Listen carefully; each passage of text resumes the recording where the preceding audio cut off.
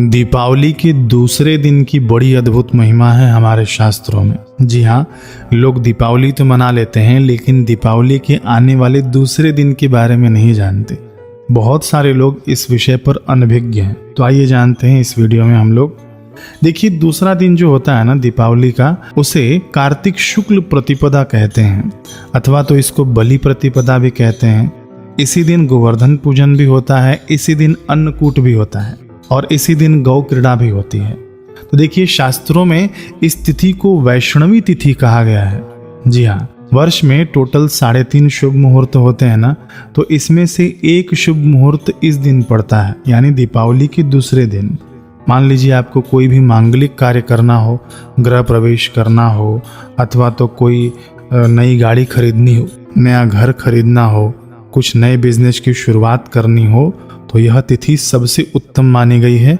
इसमें आपको पोथी पत्रा देखने की आवश्यकता नहीं है, क्योंकि पूरा ही दिन शुभ मुहूर्त है।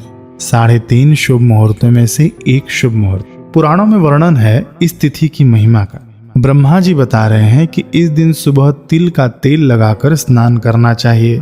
तो तिल का तेल लगाकर कैसे? जैसे हम लोगों ने नरक चतुर्दशी की सुबह में स्नान किया होगा, जिन लोगों ने उनको पता होगा। जो लोग नए हैं उनको मैं बता दूं कि सूर्योदय के पहले आपको उठना है और शौच आदि से निवृत्त होकर फिर आपको पूरे शरीर पर तिल का तेल रगड़ना है और ठंडे जल से नहाना है। इसको तैलाभ्यंग कहते हैं। तो ब्रह्मा जी बता रहे हैं कि प्रतिपदा को भी, यानी दीपावली के दूसरे दिन भी सुबह आपको तैलाभ्यंग करना चाहिए।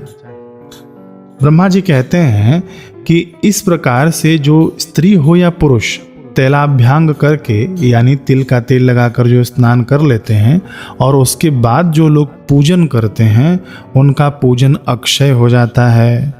अक्षय यानी जो कभी क्षय न होने वाला हो, यानी कभी नाश न होने वाला हो, ऐसा पुण्य लाभ मिलता है। कोई भी पूजन हम लोग करते हैं, यानी ये तैलाभ्यंग के बाद यदि आप जप भी करते हैं तो वह जप भी आपका अक्षय हो जाएगा। पूजन करते हैं तो महाराज किसका पूजन करना है?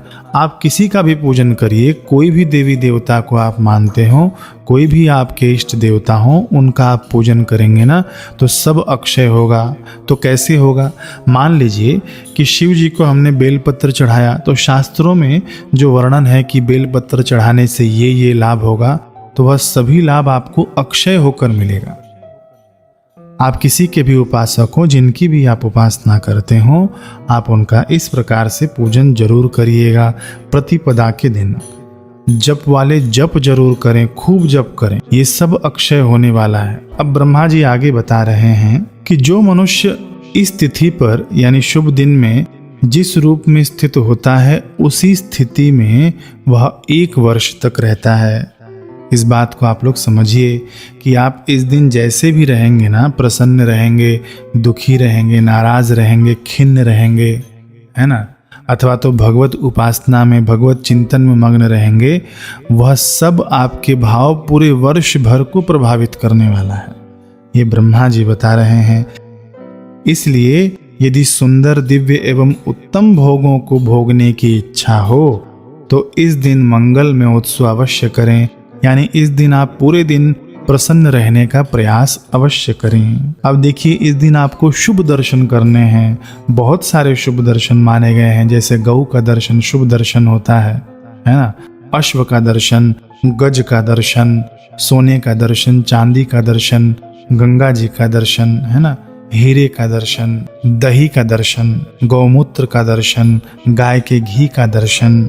इस प्रकार से कई प्रकार के दर्शन हैं, शुभ दर्शन इस दिन अवश्य हमें करना चाहिए। तो जो लोग इस दिन पूजा पाठ अथवा तो दान पुण्य में समय व्यतीत करते हैं, ब्रह्मा जी के अनुसार उनका पूरा वर्ष शुभमय होता है, मंगलमय हो जाता है। ब्रह्मा जी ही आगे बता रहे हैं कि आज के दिन गोवर्धन पूजन करना चाहिए।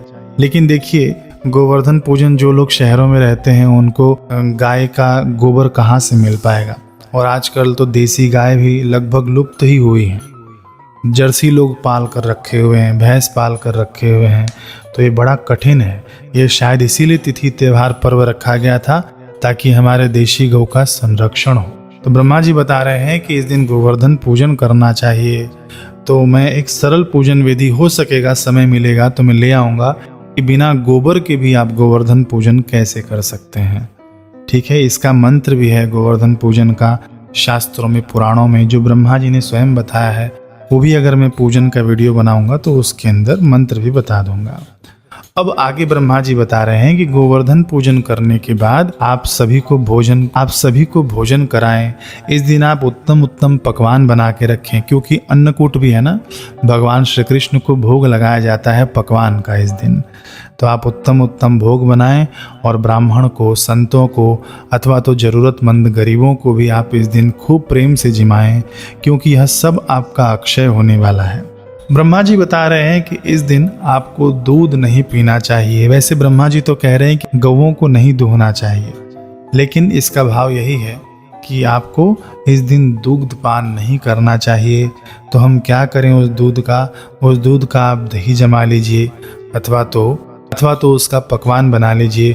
हो सके तो आप डायरेक्ट दूध का सेवन न करें, शास्त्र ऐसा कहते हैं। और सबसे मुख्य चीज, इस दिन आप शाम के समय एक दिया राजा बलि के नाम से भी दान करें, मुख्य द्वार पर, अपने दरवाजे के मुख्य द्वार पर, क्योंकि राजा बलि को वरदान मिला हुआ है कि आप 3 दिन पृथ्वी पर विचरण कर सकते हैं। पाताल लोक में भेजने के बाद भगवान ने वरदान दिया था। तो इन्हीं दिनों में राजा बलि पृथ्वी पर विचरण करते हैं, तो उनके लिए भी आप एक दिया घर के बाहर यानी मेन गेट पर आप लगा देना, अथवा तो छत होगा तो छत पर लगा देना। राजा बलि के निमित्त दिया के नीचे आसन जरूर रखना, गेहूं का अथवा तो चावल का। तो ये हो गई प्रतिपदा की महिमा। तो आप लोग इस तिथि का आप जरूर लाभ लीजिएगा, सब अक्षय होने वाला है, इस बात का आप लोग ध्यान रखिएगा। घाटे का सौदा नहीं है, बिल्कुल फायदे का ही सौदा है। मिलते हैं अगले वीडियो में। हरे कृष्ण।